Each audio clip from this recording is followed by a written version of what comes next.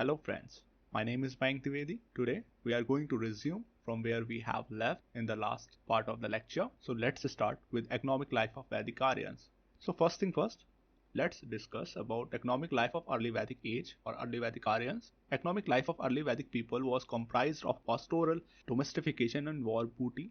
Early Vedic economy was pastoral in nature, in character, because domestication of animal was the main economic activity and cows and horses were the most important animals of Vedic Aryans. Cow has a great significance in economy of Aryans, early Vedic Aryans, and horse had great strategic significance, whereas hunting and food gathering activities were also practiced. Early Vedic or Rig Vedic Aryans consumed different type of food grains such as yava, which is barley, virahi, which is rice, gudhuma, which is wheat, but these were wild in nature, not cultivated. Agriculture was not practiced yet during early Vedic age, at least in the early part of early Vedic age. Fourth mandala of Rig Veda contains reference to agriculture, but it is considered to be in later edition or later phase of early Vedic era. Cow was main form of property. The concept of property in form of land was yet to be emerged. A number of cows held by a family or a person indicated its wealth and economic status. Various arts and crafts were practiced during early Vedic age. Carpentry was most important craft. Carpenters enjoyed a high status because he was maker of chariot which were used in wars and battles. Gold, silver, copper and bronze smithing were also practiced. Leatherwork was also another important craft. Spinning and weaving were also practiced, and they were practiced mainly by women of early Vedic era. Let's talk about trade and commerce. Trade and commerce were also practiced, but monetization of economy was absent. The barter system was followed by early Vedic people, and proper taxation was absent, but Bali was given to Jana or king on voluntary basis because there was no tax collector as mentioned in Rig Veda Samhita. And for war booty was important source of income of tribe and it was distributed by Vidat among the members of the tribe. Let's talk about economic life of later Vedic age. Agriculture was main source of economic life during later Vedic age. Crops like wheat, rice, barley was cultivated during later Vedic age. The Satpatha Brahmana devotes an entire chapter to plowing rituals.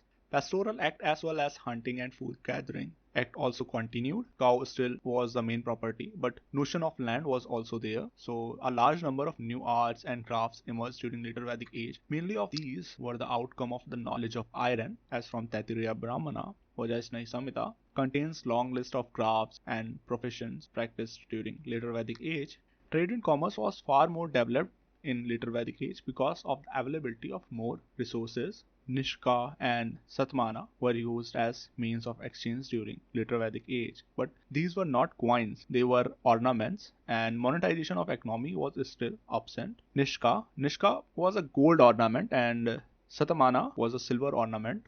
The economic significance of war booty declined during later Vedic age and as a result of which Vidat disappeared. For taxation system, the taxation system also evolved during later Vedic age. The Bali became a regular tax and it was collected by Bali Sadhak and Bhaga was king's share, Bhoga was ceremonial gifts and was other taxes collected by kings from people. This is it for economic life. Now let's discuss about the social life of Vedic Aryans. So start from early Vedic age. Social life of early Vedic age. The early Vedic society was tribal in nature because Vedic Aryans were living in small groups and each of the group was having its own distinctive and socio-cultural outlook.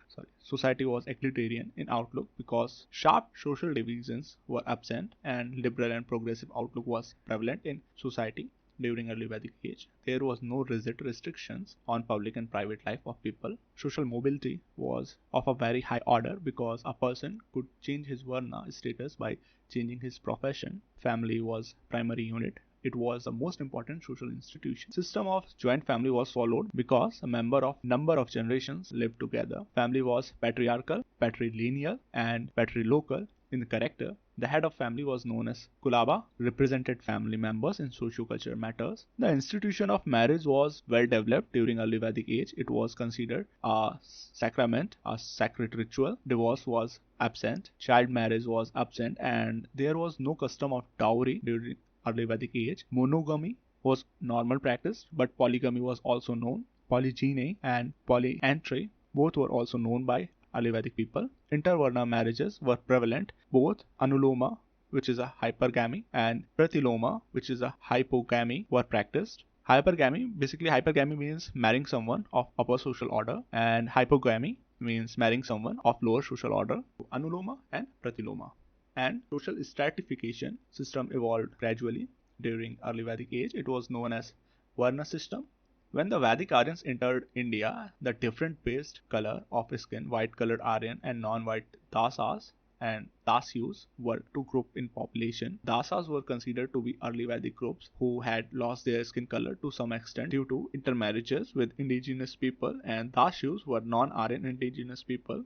The Aryans were more hostile toward Dasyus than Dashas. During the long stay in India, three classes emerged among Aryans on the basis of profession. These were Brahmanas, Kshatriyas, and Vaishya. Brahmana were supposed to indulge in teaching and learning, and the Kshatriyas formed a martial class. They involved in administration and military. The Vaishyas were producing and trading class. During the last phase of early Vedic age, four Varna division emerged, comprising of Brahmana, Kshatriya, Vaishya, and the Sudras. The only one reference of this fourfold Varna division is found in Rig Veda, is Purusha Sukta, hymn of 10th Mandala. This only one reference indicates that the fourfold Varna division was yet to be established firmly. The Varna system was also so liberal and flexible that even a member of one family could belong to a different Varna. In Rig Veda, a person says that I am a bard, my mother grinds corn, and my father is a physician. We all three belong to a different varnas by the way of our profession, but still we live together happily as a member of our one family. Let's talk about status of women during early Vedic age. The status of women was high in society. Their rights and privileges were almost equal to their male counterparts. The birth of daughter was not desired, but once born, she was treated with honor and kindness. Women enjoyed the right to participate in political and economic and religious acts. They participated in sabha and samiti. Professions like spinning and weaving were limited to women. Some of the rituals were considered incomplete without participation of wife. The women received education along with their male counterparts. Some of the women used to pursue education for whole life. They were known as Brahmavadini. Women like Apala, Ghosha, Lopamudra, and Vishwavara were so highly educated they composed hymns of Rig Veda. The evil practices such as wailing, dowry, and child marriages, and sati, etc. were absent during early Vedic age. Let's talk about the education system during early Vedic age. The education system was highly advanced during early Vedic age. Sage imparted learning in gurukuls. Both boys and girls received education. Script was not known. Education was imparted orally. The subject matters of education were based on Varna status of an individual. Let's talk about slavery during Vedic age. The practice of slavery was there during early Vedic age. Women slaves were employed for household activities.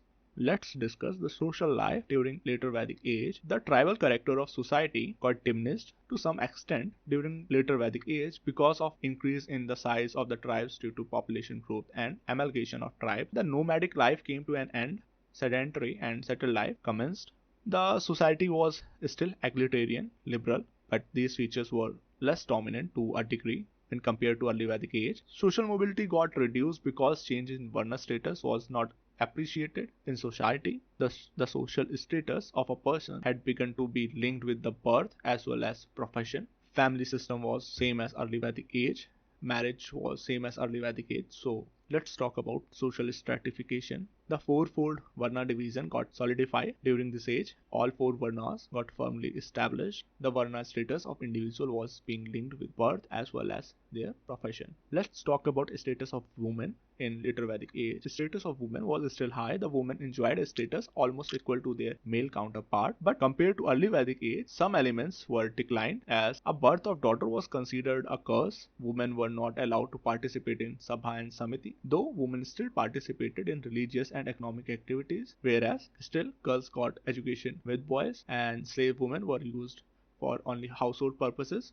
Gotra system. Gotra system emerged during later Vedic age. The first reference of Gotra is found in Atharva Veda. Gotra indicate a common lineage. The people having common descendants were considered to be a member of a same Gotra. So this is it for social life of early Vedic age. Now let's talk about ashram system. The ashram system emerged during later Vedic age. The first reference of ashram system is found in Chandogya Upanishad. In Chandogya Upanishad, first three ashrams were mentioned. The first reference of all four ashrams is found in Jabala Upanishad. In ashram system, the lifespan of a person was considered to be 100 years, and this entire lifespan was divided into four phases known as Brahmacharya, Grihasth Ashram, Vanapasth Ashram, and Sannyas. In a Brahmacharya ashram, a person was supposed to indulge in learning. In Grihasth Ashram, a person was to live a household life. In Vanapasth Ashram, a person was supposed to leave a family and move into forest. And Sannyas Ashram, a person was supposed to live a life of renunciation by breaking bonds with everybody. Sudras were entitled to only Grihasth Ashram. Some other important elements of later Vedic age, clan and kinship, enjoyed a place of great significance in social life during later Vedic age. Blood relations also enjoyed a place of great significance in life of an individual. Social relations were largely informal, primarily related to family. Age was an important factor in deciding the status of an individual. The aged were respected in society. Let's talk about religious life during Vedic age. So first, we will start with religious life during early Vedic age. Nature worship was prominent in religious life during early Vedic age. It will be believed that when Vedic Aryans failed to understand the cause behind different natural activities such as rise of sun, blowing of wind, fire and rainfall, etc., these natural forces were given the name of gods and goddess. Human attributes were attached to deities. Personification of forces of nature was an important feature of religious life of Vedic age. The Vedic religion was polytheistic in nature because Vedic Aryans believed in multiple gods and goddess. Male gods enjoyed higher status in Vedic religion. The status of female deities were inferior. Vedic religion was an example of henotheism or cathenotheism, worship of one god at a time. It is a system of religion in which one particular god is held supreme on a particular occasion. Same highest status was inscribed or given to other deity on another occasion. The cult of domestic hearth enjoyed a place of great significance in Vedic religion because the most important offerings were made in the kitchen fire for deities. The ritual and sacrifices formed the crux of Vedic religion. During early Vedic age, the rituals and ceremonies were simple in nature. The role of priestly class was not important in religious life during early Vedic age. There was 16 category of priestly class during early Vedic age. Brahmana priest was one of them. The householder was considered as priest of 17th category. Most important rituals and sacrifices were performed by householder himself during early Vedic age. The philosophical elements were in nascent stage of development during early Vedic age. Only faint reference of heaven and hell are found in Rig Veda. Philosophical elements such as soul and salvation were yet to be emerged. The materialistic outlook was dominant in early Vedic religion because the rituals and ceremonies were performed for sons, victories in battle, and for cattle wealth. Early Vedic religion was liberal and progressive. Rigidities and complexities were absent. The ultimate object of religious life or religious act appears to be for betterment of life. So let's talk about religious life during later Vedic age. So for later Vedic age, nature worship was there, human attributes to deities was there, and the Vedic religion was still polytheistic and male gods enjoyed higher status than female deities, and cult of domestic hearth was still there. Other than that, the status of some deities underwent change during later Vedic age. During early Vedic, Varuna, Indra and Agni were three most prominent deities. But during later Vedic age, Prajapati, Brahma, Vishnu, Rudra were most important deities. Rituals and sacrifices become elaborate, costly and complex. Some of the sacrifices such as Rajasuya, Vajpaya and Ashwamedha used to continue for a day or even a month together. Role of priestly class increased in religious activities. Brahmana emerged as most important priestly class, and pessimistic ideas like asceticism and renunciation in life become a part of religion during later Vedic age. Philosophical dimension of religion emerged during this age. Concepts like heaven, soul, rebirth, salvation emerged during this age. spiritual and philosophical outlook become dominant during later Vedic period because rituals and ceremonies were no longer performed only for material benefits. Attainment of salvation and heaven were the main objective of religious activities during later Vedic age. So this is it, guys. In next lecture we will finish the Vedic age. Please like, share and subscribe. Thank you.